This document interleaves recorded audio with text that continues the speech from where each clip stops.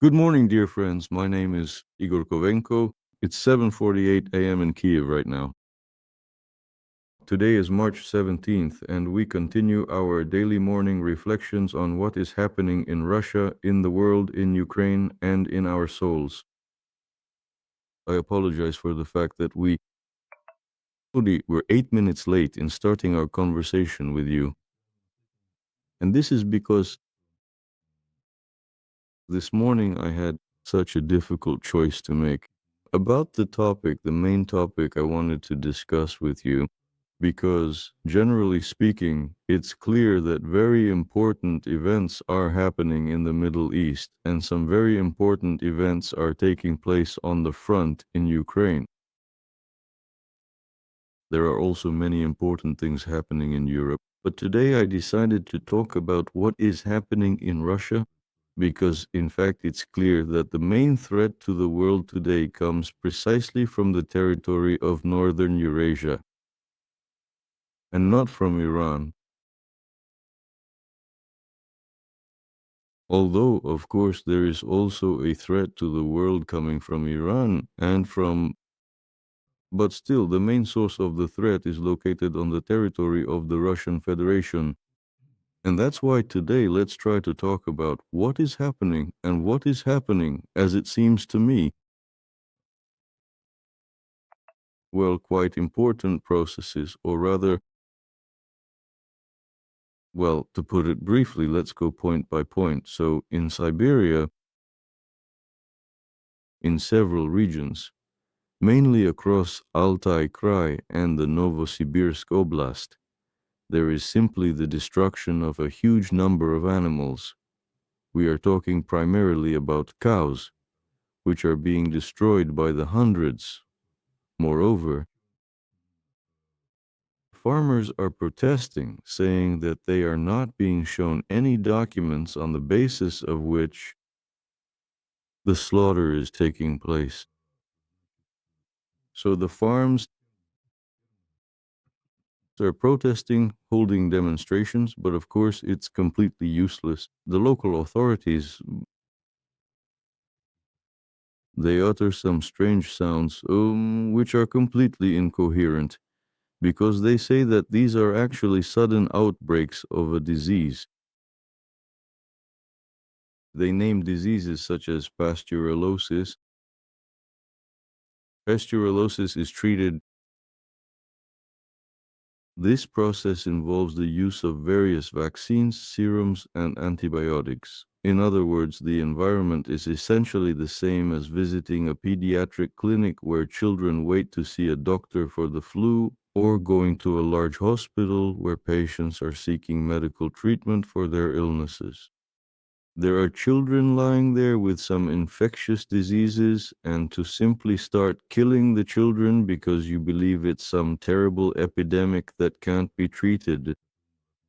That is to say,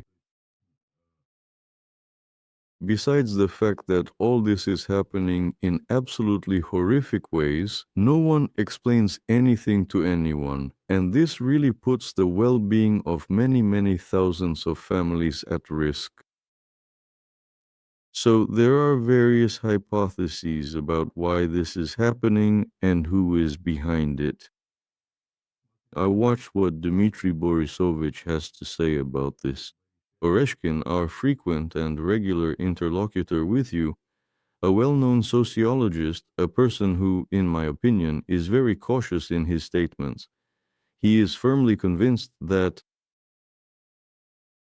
of course, it's not pasteurellosis, none of that at all. Various other epidemics have no connection at all to this specific situation. He firmly believes that, in principle, a virus could very well have accidentally escaped from a certain scientific research center located quite near Novosibirsk, because we're talking about. He mentions a certain state scientific center. The State Research Center of Virology and Biotechnology Vector, which was established and is located not far from Novosibirsk, and it was created precisely for the production of biological weapons. And Dmitry Borisovich's hypothesis is that, in his opinion, nothing else can explain it. Such a hysterical reaction from the authorities, who they are not simply carrying out a mass culling of animals that do not even belong to the state, but they are doing so with an absolutely incredible and overwhelming use of force. That is to say, the police are present on the scene, and everything is being handled in a very serious manner, meaning even the slightest protests are being suppressed. And in addition to all of this, the killed animals are burned so as not to leave any traces at all. So the version that this is some kind of epidemic of the same pasteurellosis is completely rejected by Oreshkin because, well, in that case, veterinarians should have simply come, vaccinated the animals, and there would be no problem. There wouldn't have been any problem at all. You see, this is a bacterium that is treated with antibiotics. So Oreshkin doesn't see any other explanations. Moreover, the fact that no one is offering any explanations to anyone, Dmitry Borisovich sees this as a confirmation of his version because, in any case, it is becoming increasingly clear that we are dealing with something much more serious than we first imagined. Perhaps we are looking at some kind of widespread epidemic.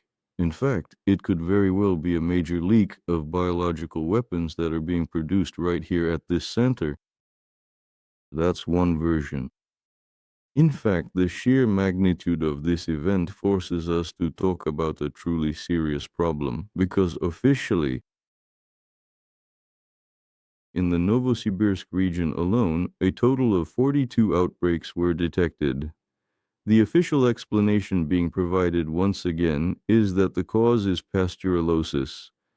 But rather than simply administering standard antibiotics to the animals, much more expensive measures are being taken. A larger, more high-profile operation involving destruction, burning, the involvement of the police, the suppression of farmers' protests, and so on, the scale of the event is significant. We're talking about thousands of innocent animals being destroyed today. This means significant financial losses for the farmers. Well, if I am being completely honest with you, I can't even describe it. Before starting this conversation with you, I searched the internet, but I couldn't find any information on the financial losses. However, it's clear that thousands of people have essentially been pushed beyond their customary means of survival, and these people are now facing extremely serious problems. Professional economists provide us with another explanation. They firmly believe that this is a conflict between agro holdings, large-scale producers, and the local farmers. Maxime Blanc, a prominent and respected economist who strongly advocates for this particular viewpoint, believes that these are deeply rooted structural economic problems, a conflict between powerful, large-scale agribusiness barons and small farmers. It's certainly possible. I have come across certain claims in some Russian media that this whole story about the mass slaughter of livestock is supposedly connected to an outbreak of foot and mouth disease in Russia. In reality, I can't comment on this either. All I can say is that if that's the case, then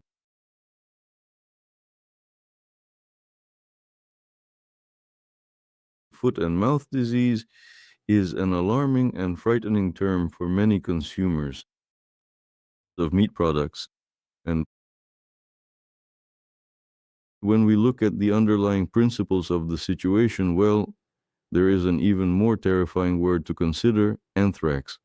Obviously, if such words are ever mentioned, it will have a devastating and incredibly serious impact on the export of Russian agricultural products to markets abroad. So, for this reason, this information is also deliberately concealed from the public eye. Ultimately, what we are really talking about here is some kind of event about which the authorities aren't telling anyone anything. They're trying not to talk about it, just taking action by force, carrying out certain measures that are very, well, first of all, as someone who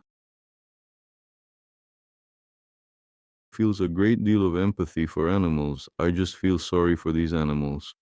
I completely understand that these are farm animals, and some of them would have certainly ended up being slaughtered anyway. But there are also dairy cows among them. Dairy cows, and, well, as they say, that cow could have just kept on living, but then something happened in the minds of the authorities, and as a result, she was killed and burned. That's it. And of course, we're talking about thousands of farmers who have been, well, I don't know, put on the brink of starvation. It's unlikely that anyone is actually facing starvation, but nevertheless, the farmers are saying, burn us together with the cows. That's it.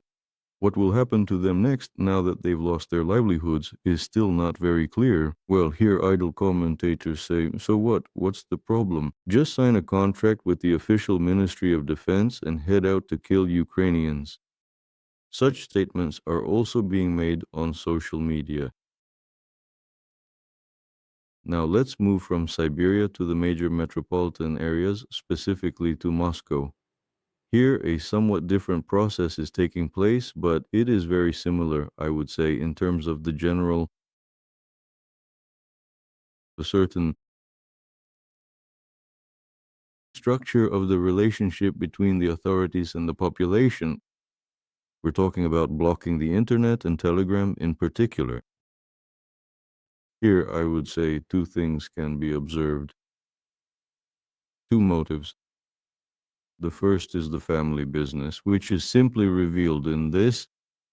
Remember the saying, where did the firewood come from? From the forest, obviously. The father chops, I haul it. So in much the same way the family business is organized. Today, among those blocking Telegram and the internet in general, the point is that on these blockings in Russia today, the company owned by the FSB director's son is making very good money. There is now an investigation circulating online which shows that there is a company called X-Colding, which specializes in supplying equipment for digital surveillance and internet access blocking.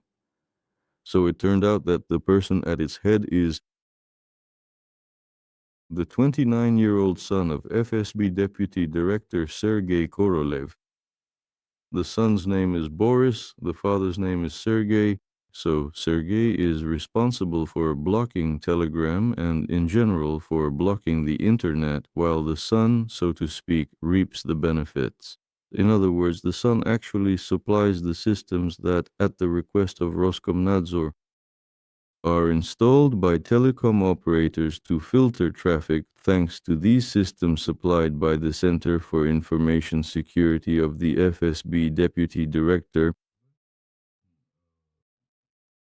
The automated process of blocking access to restricted and unauthorized websites and calls is systematically implemented. So this investigation reports on the company's total annual revenue, specifically highlighting the fact that we're talking about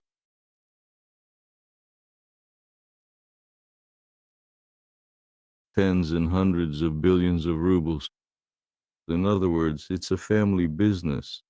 A similar kind of family business can be seen in the family of the first Deputy Chief of Staff of the Russian Presidential Administration, Kirienko. His son, as is well known, heads the company Vkontakte, which in fact is where Telegram users are being pushed to. So the father is the one initiating the blocking of Telegram, and the son Essentially, the father is deliberately cutting off access to Telegram, while the son comes in and reaps the benefits of this blockade. So Telegram users are fleeing to Vkontakte, where Kirienko's son welcomes them. So that's the kind of family business we're talking about. Besides that, there's also a family business involving Putin and his nephew with the blocking of Telegram because Putin acts as the main boss of this whole process. And the people who are fleeing from the destroyed Telegram end up in the Max Messenger, which is co-owned by Putin's nephew. That's another example of a family business. But actually, when you think about it, it's kind of, well, whatever, just let them have it. Because in the end, it is really just a bunch of greedy ghouls getting rich off of it anyway. Well, fine. In the end, let them get rich. Maybe they'll burst someday. That would only be half the trouble. The main problem is that the commercial side of the issue isn't the only one.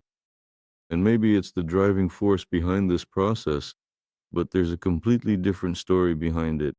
Behind it lies. There is Putin's obvious desire. Since he himself is not an internet user, he wants to deprive the entire country of the internet.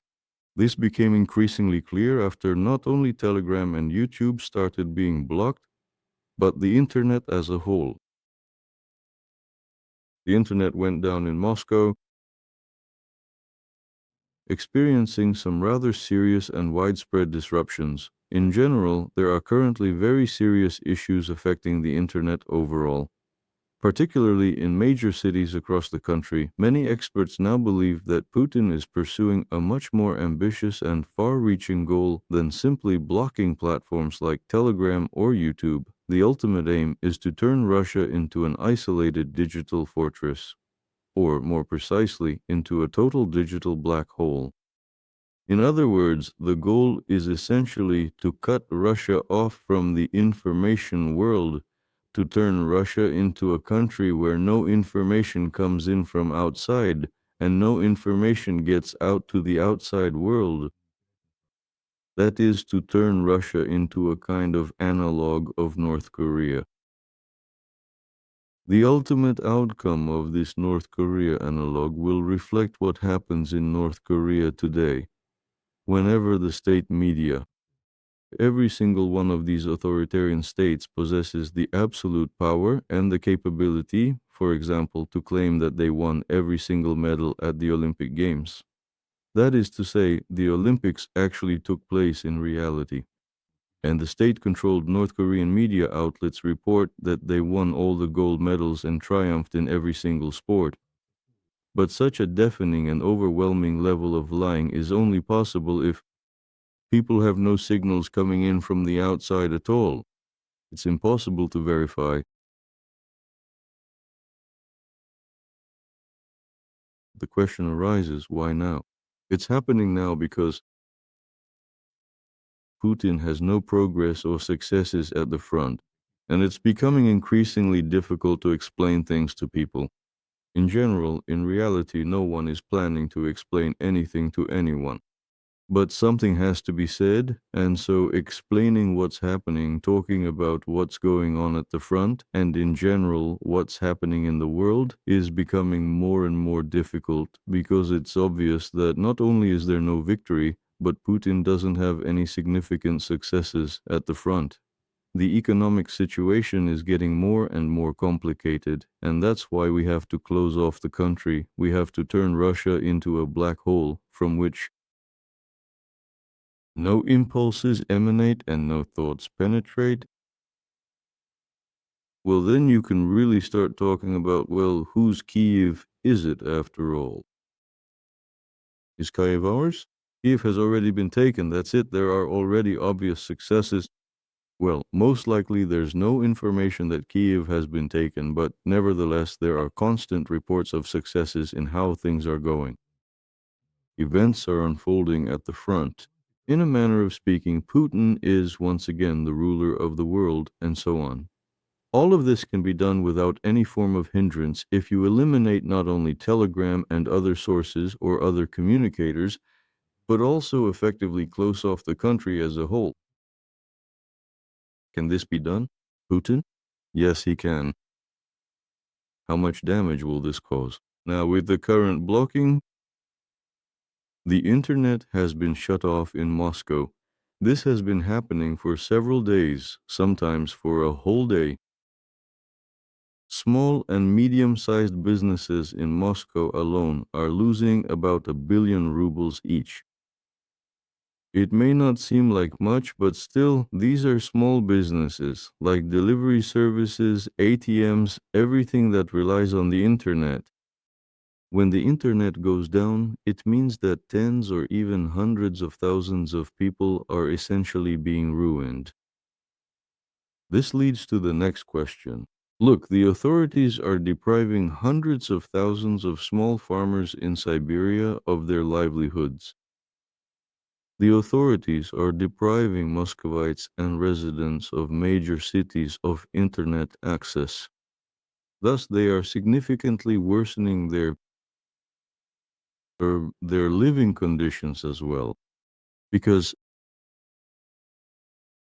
it is absolutely without a doubt that the fairly comfortable living conditions of Muscovites and the residents of other major cities such as Moscow, St. Petersburg, and Yekaterinburg were enjoyed by those who had excellent internet access. And indeed, I can say that. And the internet in Russia, I left Russia not too long ago, and I can say that the level of internet access, especially in Moscow, is indeed very good. That is, the internet worked in the metro, on public transport, and in taxis. You could travel completely freely with access to the internet. And this created a certain level of comfort, and moreover, on social networks you would come across such enthusiastic, not even fans, but indifferent people who would say, so what? What's the problem? What's going on in your Europe? Here in Moscow, we have internet in the metro, but in European cities, they don't have that. So look how good things are in Moscow. And as for Putin killing people, well, in the end, that's just life. Everyone would die anyway. That's more or less the kind of cynical, self-satisfied attitude there was. Now, that's no longer the case. Now, for me, this slogan has always been like a red rag. Ksenia Anatolievna Sobchak's line about how atmospheric concerts are held on the warm rooftops of Moscow. Now, I don't think that after the internet is cut off, anything good will happen on the warm rooftops of Moscow. That is it, Basta kids. The dancing is finally over, said Putin. He has organized a massive slaughter of livestock across the region of Siberia and a widespread internet shutdown, which includes the Telegram messaging app in Moscow. So, what exactly does all of this mean? What this signifies is that, essentially, if you take these two specific events and look at them together, it clearly demonstrates that Vladimir Putin's personal attitude specifically and the broader attitude of the Russian authorities in general. In their relationship with the population of Russia, things have shifted to a notably different level than before. In fact, the population on the territory of northern Eurasia has never been a subject in its own right. It has never been. Well, I've said this 1,000 times already, and I have proven it with historical evidence, that the masses have never truly possessed subjectivity. So you could say that the group of people living on the territory of Russia can be described as essentially a mere population. That is to say, it is a group that lacks its own subjectivity, and it is not an active participant or actor in the political or social process. So now, the situation, let's put it this way, the relationship between Putin and the population has become formalized. That is, his famous phrases like, you'll eventually get used to it, you'll grow to love it, and whether you like it or not, endure it, my beauty, are now the reality. This attitude has already taken on a kind of form of a social contract. I Back in the 2000s, I used to have these micro discussions with some economists and social scientists who talked about the forms of Putin's social contract with the population, and this always provoked a serious internal protest in me. And today the situation is such that, well, strictly speaking, who is supposed to be making an agreement with whom? No one is planning to make any agreements with anyone. Endure it, because your name is the one who endures. That's basically the message, frankly, that Putin is sending to the population. It'll work out, you'll get used to it, just endure it. Where else to go on a submarine? And so Russia is turning into, I am truly sorry, Russia is slowly transforming into the Kursk submarine, from which, no matter how loudly or desperately you knock, no one will ever hear you. That's basically the situation. I actually think this topic is quite important. And if I manage, I want to make a brief comment on this topic concerning the history of social contracts in Russia and attempts to introduce social contracts in Russia. If it works out, it works out. If not, well, don't hold it against me. And today the authorities aren't planning to explain anything to anyone. They just slaughtered the farmers' livestock, and as for the farmers, no one wants to explain anything about this. If necessary, they shut down Telegram. If necessary, they shut down the entire internet. If necessary, they'll make the cold-blooded decision to burn the farmers along with all of their livestock. Well, so what does it really matter anyway? Big deal. The state knows best what to do with the population, with the livestock, and with those who for some reason consider themselves human beings. No one is planning to negotiate with anyone. Before I move on to answering your questions, I want to say that today we also have quite a big eventful day on air, and at 8 p.m. we will have a conversation with Mikhail Pavlovich Shitelman, and at 9:30 Ruslan Eisen. That's the program for today. As for the remark, I don't know. It depends on certain circumstances that, excuse the tautology, do not depend on me. We'll see. I want to do it, but only if it turns out well.